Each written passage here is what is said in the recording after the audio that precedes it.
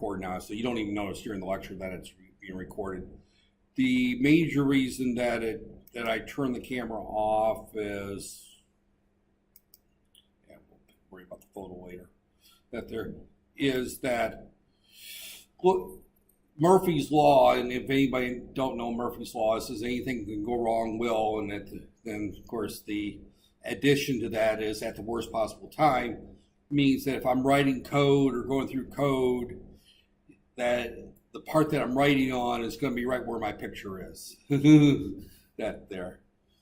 And the other reason I turn the camera off is that there's nothing to see on my face as I'm lecturing that there. I mean, you know, I'm not saying that I'm butt ugly, although my wife probably does once in a while. That's there. So, of course, I have to remind her that she picked me to marry me. So if I'm too ugly, she made a bad choice. That there. But no, she doesn't say that. But my dad used to say when he was alive that my wife's the sweetest, nicest person he ever met. The only thing you can find wrong with her was her choice of husbands. That there. So, I mean, us Irish, you know, from the U.S. have some bad humor that there, and sometimes we can be pretty mean that there. I mean, to people. I was taking my sister to the orthodontist, and I was talking about a friend of mine back in the States that had his teeth, he lost all his teeth, and he never got dentures. And she was talking about how it can cause all kinds of things, including dementia. Well, you don't know my friend. If you got dementia, nobody would notice anyway. That there, and she thought I was the meanest person. And then when I told my friend that she said I was mean, he said, "No, you're right." That there. So sometimes the American sense of humor is a little bit, and if I offend somebody, I'm sorry. But the old joke about, you know, Minnesota nice is if we like you, I will pick on you. If I'm nice to you, it means I don't like you. That there. So it's one of those cases that there. So sometimes I might pick on somebody that there and call you foolish or crazy or something, but that's all right. It's usually being from the state of Minnesota and Irish, it's a terms of endearment if I pick on people. That there. Okay, so I've started the recordings that there. You don't necessarily need to watch all the recordings that there, but sometimes when I actually start doing the first programming assignments and we have to go through the steps on how to bring up the software and how to compile the code, sometimes it's easier the first couple times to watch the recording and go through the tutorial step by step. For the most part, I record, and it's kind of not important for this class because we don't have final exams, but this class is pretty much only projects.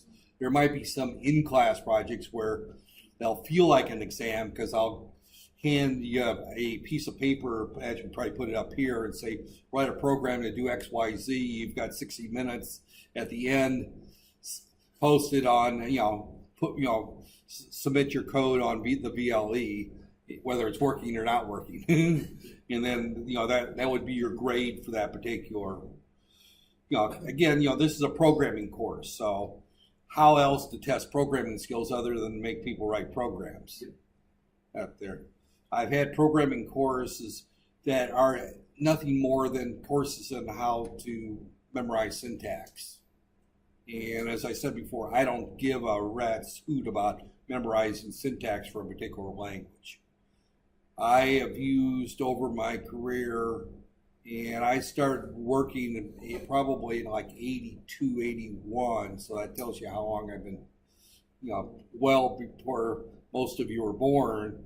So I've worked in at least 6 different languages.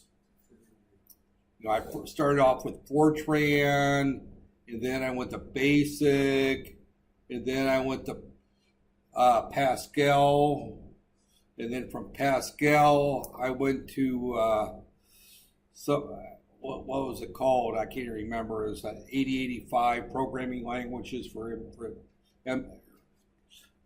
the 8085. It was an Intel language. It was only used for a few years for the 8085 microprocessor.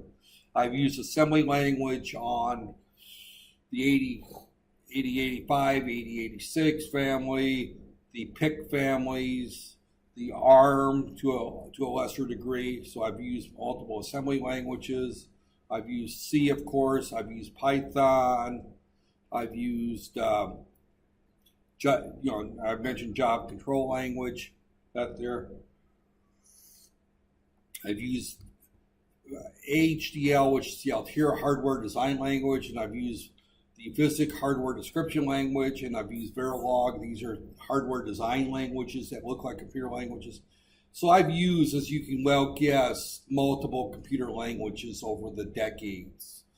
And remembering syntax from one language to the other is just like, but as long as the code is correct in terms of logic, the compiler will tell me when I got a syntax error and I can fix it. So that's unlike the early days when I first started programming, we were on punch cards. So finding syntax languages involved an hour-long process. So now it's very easy to write code. So I'm going to go through a few slides today. I'm not going to go through the whole stack. We meet tomorrow, and between today and tomorrow. Do watch the Facebook pages that they're, although I think most of you get notifications on Facebook if I post something that they're canceling a class. I've got several things going over the next few weeks. Obviously the whole semester I'm going to be going to the hospital twice a week for work on my hand and learning how to walk again. Although I've pretty much learned how to walk again. I spent a couple months in a wheelchair right after my stroke, so that was back last April, less than a year ago. So, I'm still in the recovery process, but I'm still learning how to use the hand. So I spent a couple days, and I've got a sister who's coming from the U.S. She'll be here Thursday, so I won't be on campus on Thursday, but that doesn't affect this class. But while she's here, she's going to be here about 3 weeks or so. I'm probably going to have some time. So probably expect about every 2 weeks or so that you'll probably get a class canceled. So I'm trying to separate canceling one class in robotics 1 week for physical therapy and one class here for physical therapy So there'll be some canceled classes So, but again, since there's not final exams I'm not terribly worried. So let me just kind of go through these slides right there. And these slides should be on the VLE website. I think the entire textbook slides and the book should be on the VLE as well that I took these slides from. If not, let me know and I'll Now ignore the assignments that are there because those were from last term. I'll go and hide them later. Right there, because I'll come up with new assignments. I can't give you the same assignments So, let me check something real quick. Yep, I got the same problem. I'm circling the 1, and you can see that for whatever reason, I don't know whether it's I think it's PowerPoint and my pen don't talk to each other very well. This was an expensive little computer where I can use the stylus. Let me try the other. Oh. As I said, I got shoulder problems but I've got another pen. Let me see if this one works any better.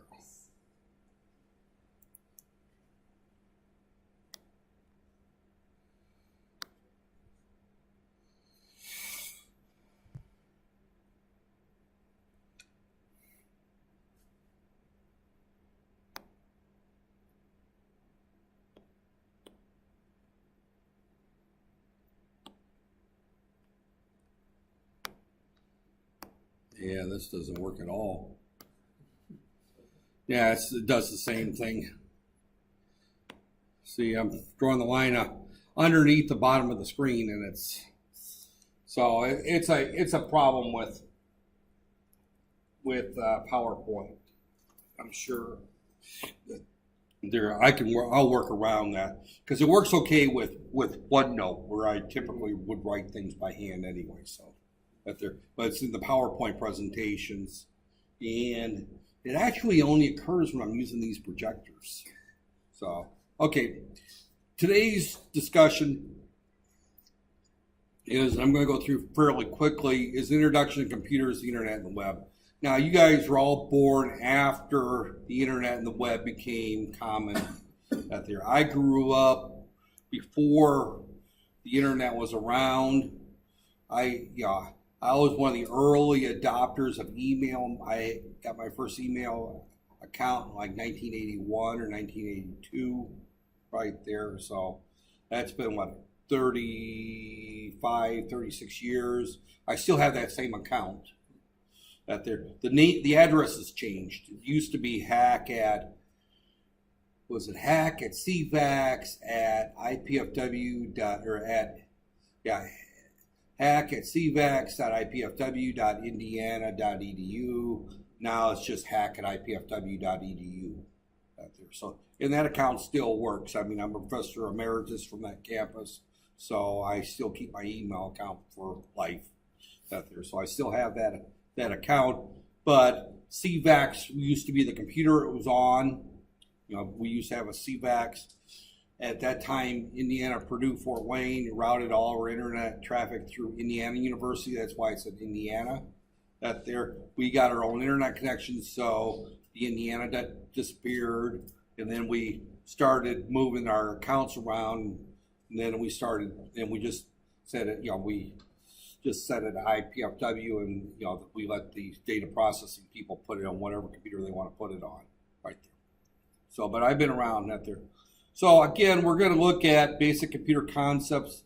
Now, as I said, I see the mouse works okay that there. Basic computer concepts. You grew up with computers.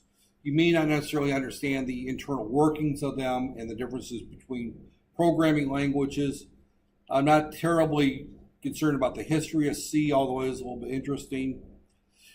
The standard library, we'll be learning a little bit about the standard library in C. Object technology is the new buzzword, although it's not new, it's about 10 years old now. But for us old people, it's new, right there. And then we're going to be looking at the typical C program development environment. Ours is different than what the book talks about. The textbook that I'm using is written by a father and son, Decto and Decto, that there. So the old man, of course, grew up in the Linux world or Unix world, and that there. And the son is more of a Windows user. So it's kind of an interesting father and son, Paul, and I can't remember the son's name, but it's Decto and Decto is the author of the book, and that there. And matter of fact, let me just kind of. All right.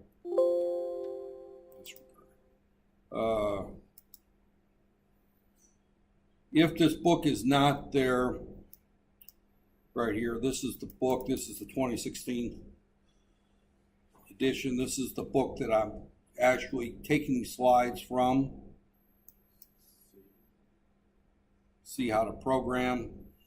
And I don't know what's going on here. Let me open it with it likes to open thing.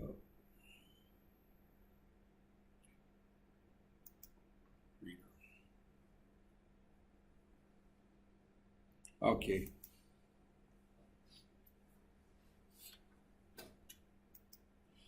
This is actually the reader is actually the best reader that you find in Windows 10, and Microsoft in its infinite wisdom is deleting it, getting rid of it, and replacing it with Edge, which is a horrible PDF reader. So,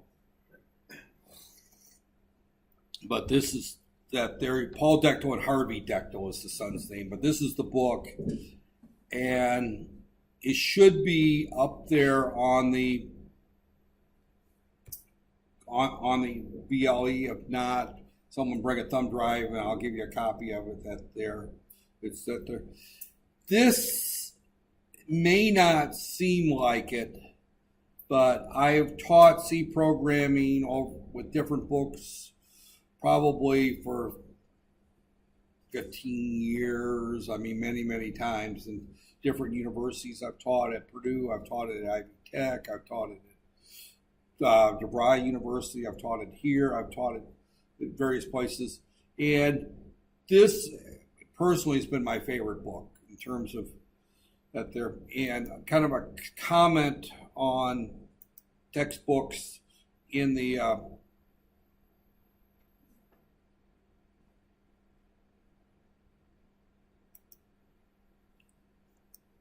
textbooks that there is that most good programmers and good engineers are horrible writers. I hate, you hate to make that generalization that there, but, and I'm sure it's probably even worse if you're trying to look for books, technical textbooks written in Malay, right? Most people that would write engineering books in Malay probably aren't the best writers in terms of writing things simple to understand. And again, nothing against textbooks that are used in Malay universities, but the ones that are written in English are typically bad enough. And there's millions and millions and hundreds of millions of English writing engineers, or not hundreds of millions of engineers, but there's millions of engineers that speak English as their native language, and finding a decent engineering textbook writer is a challenge that there. So in technology, there's a couple. Boylston writes some really good books. Floyd writes some good books, but there's just a handful. And the Decto brothers, I don't know if they're good writers, but they have somebody that's a good writer working for them that cleans up the books, but the books are actually pretty good. Unfortunately, they are written with the American, European, native-speaking English person as their target, so you may find them a little bit of a challenge. There are simpler books, but they typically they're poorly written. That's why I tried looking at different books, and I still look at different books, and I may put some different ones that are a little bit lower level at them. So, okay, this is the course outline, or the chapter outline. I'm not going to talk much about it, but he goes basically an introduction, the difference between hardware, software, data hierarchy. I will probably talk a little bit about that there. Machine languages, assembly languages, and high-level languages. I want to talk about the difference between those three types of languages. And then we get into C. 1.8 gets into the object technology. I'm going to probably go through that fairly quickly. And then 1-9 is probably going to wait till next week to where we actually start writing our first program. Yeah, right there. So I'm looking, next Wednesday I think is a holiday, isn't that the case? I'm thinking next Wednesday's Thaipusam or something. Yeah, that's what my wife's calendar in the bedroom says. That there. So, regardless, and like I said, my sister's going to be here, so I'm probably going to drag her to the Batu Caves and let her see I shouldn't say it, but people that, that like to put fish hooks in their body and pull things, and, nothing against the Hindu religion. I respect, all the religions, but that is a little bizarre from my viewpoint. So again, I'm glad when I converted to Islam, they didn't have such painful tactics. Walking on coals and fish hooks through the body are just things that I don't do. Although I think in the Philippines, some of the Catholics do some strange things too. Yeah, the Philippines, not in the U.S., but the Philippines, they do some of the that there.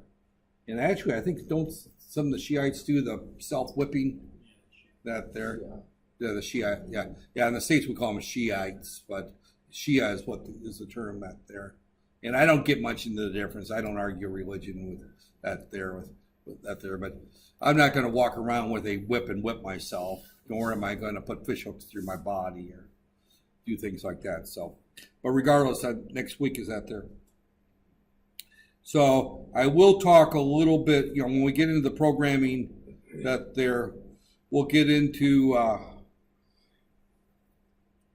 doing a quick program, test driving in a C application. Again, we're only going to be working with Windows, and as I recall, they don't have, and I haven't checked to see what version of C is in this room, but I'm thinking it's probably the C, Dev C, I think is probably what it is. It's a free version of C. It's that there. If they've got Visual Studio, that's better, but the other lab that I've been teaching in didn't have Visual Studio in it, so they have something called Dev C right there. Out there, yeah, it's where is it? I know it's on this computer. Yeah, here it is. This is what the C compiler. Dev-C++ is that there. And later I'll show you how to download and put it on your own laptops. It's free, I mean, so it's not a legal issue. Okay. Introduction is that there. So again, there is a website where you can download all the sample programs that there. So, and I think I might have actually put them up there. I may have downloaded the sample that there. So again, what we're looking at here is that you'll hear the term software. Software is basically program that there. You've been using software for years and years that there, and software is something that somebody writes in a computer language typically. Now, hardware is what the hardware designer builds. You know, I've worked on the hardware side, I've worked on the software side, and I've worked on where I've had to do both. I've been a project engineer where I was responsible for both the hardware design and the software. Now, I had other people that were building the hardware for me, technicians that built the hardware that there. But I would kind of do the layout, you know, and usually it was just a very short little drawing, and then they would go through and with the CAD system do a very detailed hardware design, and I would go back and check it. And that was the connection of all the chips from each other that there. And in your microprocessor course, you'll see a little bit of the hardware design. The software is the instructions out there, and they work hand in hand. Now, in an embedded system, typically the hardware designer and the software designer have to talk to each other a lot because, you know, when you get in the embedded world, things are, hardware are different locations on the chip. There you go. Memory addressing has to be done a certain way. Various things right there. When you deal with desktop computers, you're dealing within an operating system, and you typically don't look at the hardware at all.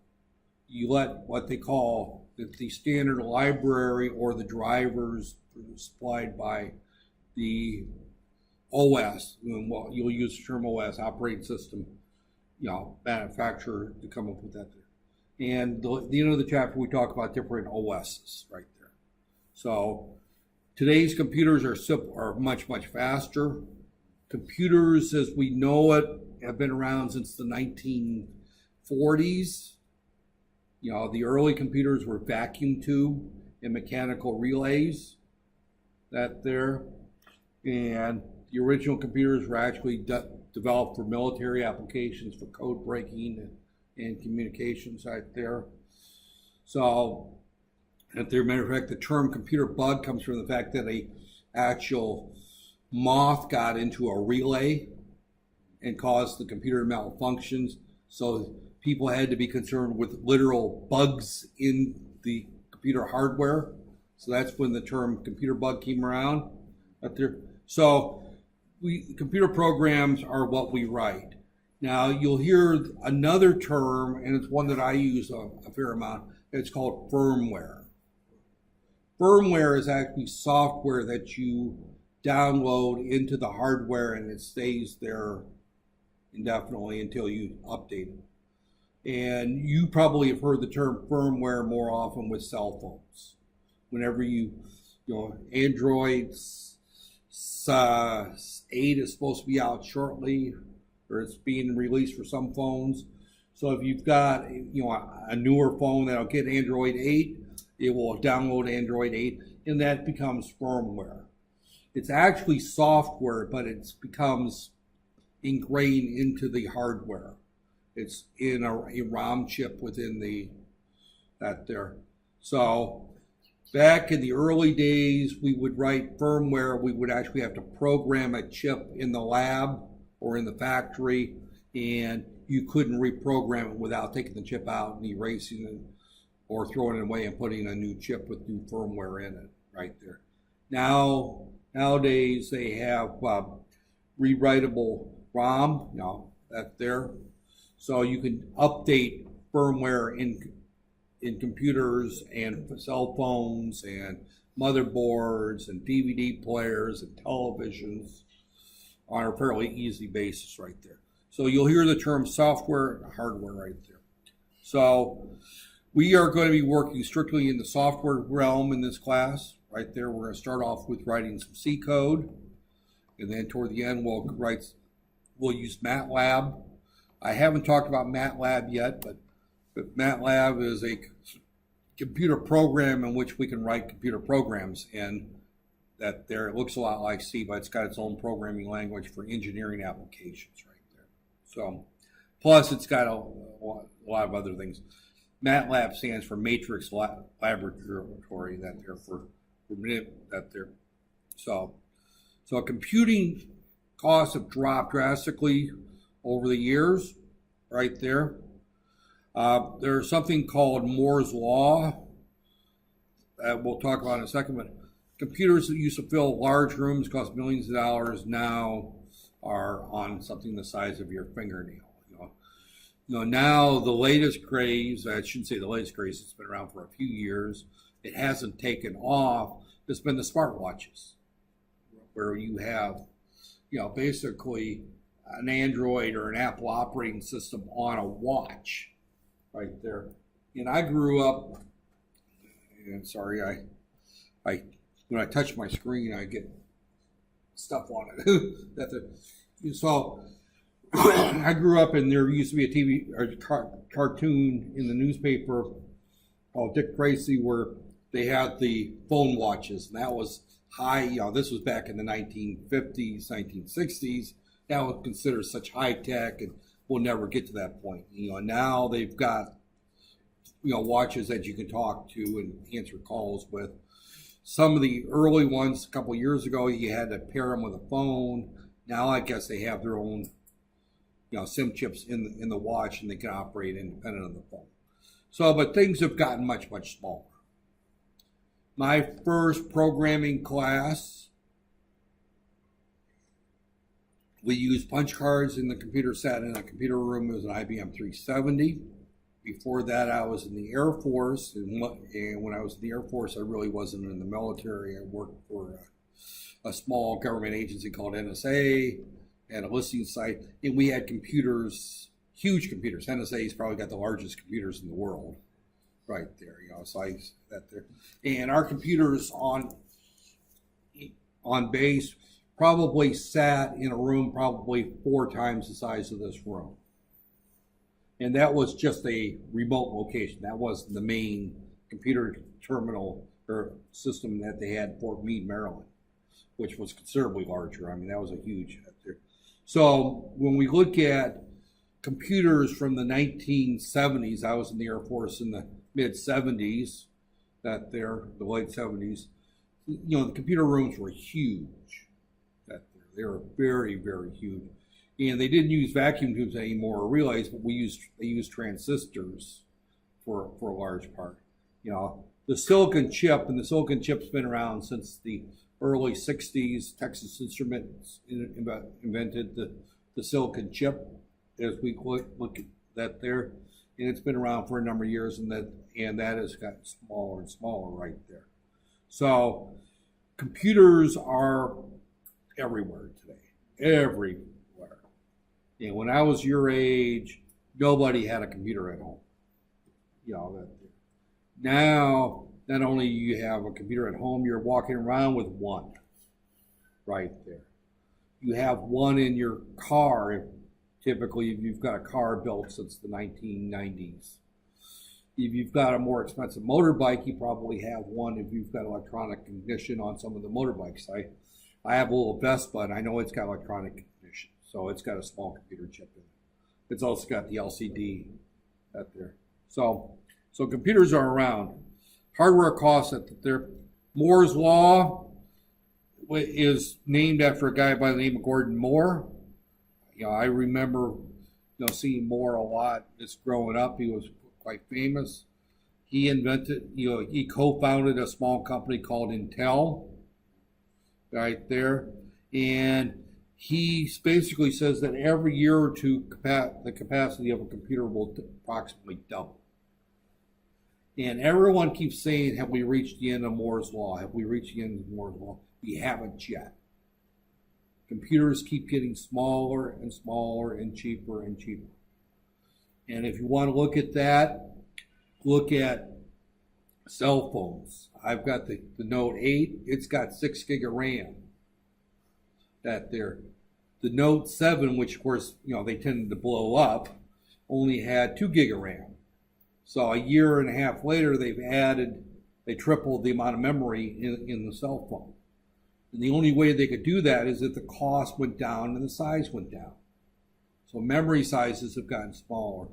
We've kind of reached the limit on speed on microprocessors, but they solve that by putting multiple cores that there. And we'll talk a little bit about what's meant by multiple core. But a 4-core processor basically means there's 4 processors in the same chip. And they can be running 4 different applications simultaneously. Right there.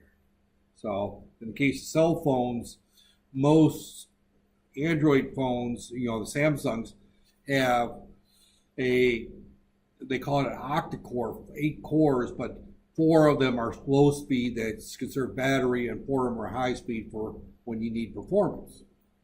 So that's why they put 8 cores, only 4 out function at one time. But again, it's that there. So again, we're looking at the fact that we've reached a limit on speed, but we solve the problem by putting multiple paths in there.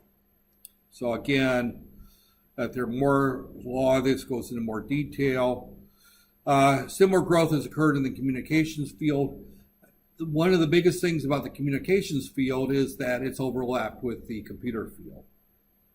Back when I was a student, you were either an RF student or a power student, which is a dying field in the U.S. I hate to say that because most of you are in a power option, but power generation and transmission is not a growing area. It's a developed country completely. Malaysia is still developing in some areas, so there's still a huge need for power engineers. And then you had the digital world, and those 3 worlds rarely cross paths. There. Nowadays, almost everything that used to be in the RF world has now become digitized. Audio processing was a big thing. I mean, I grew up in the days of the big Bose speakers and JBL speakers and Marantz amplifiers and JVC, and analog was king. We had turntables and reel-to-reel tape decks, and cassettes were around. The 8-track was around for a short period, not very long. That there, the DVD and the replaced it for movies. They basically killed the video cassette recorder. The CD basically killed the cassette tape and the phonograph record. Nowadays, the MP3s and the FLAC files are killing the CDs. I don't know the last time I played a physical CD. My wife's the same age as I am, and she's not quite as technical at there. So she still has me burn CDs off of things, and she plays them in her car. I just use the the Bluetooth connection and use my phone at there for everything. And like I said, I've got a phone. I didn't point out that I also put a 256 gig memory card in there to hold all my music. I'm a music fanatic. I grew up in the 60s. That there. I mean, back, the Rolling Stones and the Beatles were still that there. So, that there. So, but the biggest change in the communications world is that cell phones have replaced walkie-talkies. Police radios are now all digital. That there. So communications has crossed over to the digital world. And a lot of digital, of course, is now being transmitted through RF right there. So that's it. So cost is plummeted, ignore at their bandwidth at there. So I think I'm going to stop here at this point. I don't know. This is probably, I've only lectured 35 minutes since I started recording. 119. That there. Yeah, this keeps track. Oh, I accept. My normal lecture is going to be about an hour and 15 minutes. So I'll go for another 15, 20 minutes then. Okay. And okay, that there. So let me just kind of introduce the concept of data and how data is stored in computers right there. So when we look at a computer, there's basically three parts. There's the input unit. That's where we input information from somewhere. Now that varies a great deal from the embedded world. It can be things such as temperature sensors, oxygen sensors, velocity measurements. It can be keyboards. It can be mice if you're talking a desktop computer. It can be data from a DVD player if you're talking about watching movies. It can be data from a file, a hard drive, right there. So these are our inputs. Our output unit is basically how we're going to digest what we're looking at. And it can be a screen, it could be a speaker, it could be headphones, it could be a motor. It could be a valve that controls the amount of fuel going to an engine. That there. So our output units can be many, many different things. It can be the position of a robotic arm. That there. So when we're looking at there, we also have some memory units where we store information temporarily. This is where we process, our software is loaded into our RAM, or that there, primary memory. That is different than our storage. Storage is our hard drives, our DVD players. Now, it can be somewhat confusing when we're dealing with something like a cell phone because, when we look at a cell phone and we buy a cell phone with, say, 32 gig of ROM on it, that can be used to store music on, which is actually a long-term storage, or it can be used for software right there. So, but then you have the RAM, which you load off of that there. And then when you look at a cell phone, many cell phones other than Apple have where we can add memory cards to them and add to that there. So the ALU is the brains of the unit, the arithmetic logic that there. The ALU is a little different than the CPU. The CPU contains the ALU, but the CPU also has some memory, the registers, it has some memory addressing hardware, it's got other things right there. But the ALU is actually the thing that does the add, multiply, divide, that there. And so the CPU is that there. So the ALU and the ALU is part of the CPU right there. I look at it as when you look at the human body, the brain, which is the ALU, and the central nervous system. That there. So your brain does certain things that there. And in my case, when part of the brain got damaged, other parts of the brain needs to pick up and start doing that. Now the brain is okay because it can do that. If you have a CPU which you damage, for example, a COM port that talks to a mouse or a keyboard, that's permanently damaged. You got to replace the CPU. Unfortunately, I can't go to HKL and say, give me a new, a new module that will talk to my hands and legs to walk that there. So I have to reprogram my brain, which fortunately the brain has something called neuroplasticity, which does allow it to be reprogrammed that there. A lot of the artificial intelligence systems are actually starting to look at neuroplasticity as a way of reprogramming themselves if they're damaged. We're not quite there yet on computers. Fortunately, the human body, Al is the greatest engineer out there. He put neuroplasticity in the brain so people could damage a large part of the brain and still function. So, secondary storage, I just talked about. That's your add-on drive, memory cards, your CD-ROMs, your hard drives and those keep getting smaller and smaller. Now there's some desktop hard drives can hold up to 6 terabytes. Well, this was done 3 years ago, so I think or 2 years ago. I think the copyright of this book was 2016.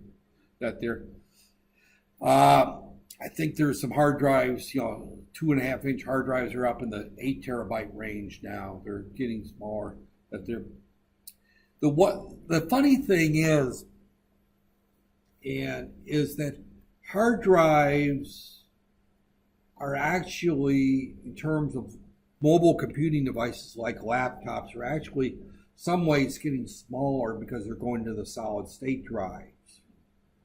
Now, this particular computer only has, for its hard drive, of 512 megabytes. But it's a solid state. It's very, very fast.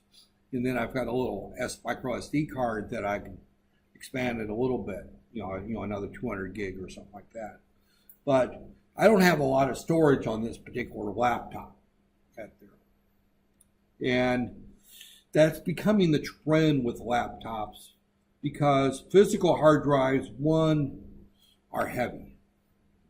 If you look at the way a physical hard drive is, it's a big hunk of steel with heads that are on servo motors and move back and forth, and you write the data to them.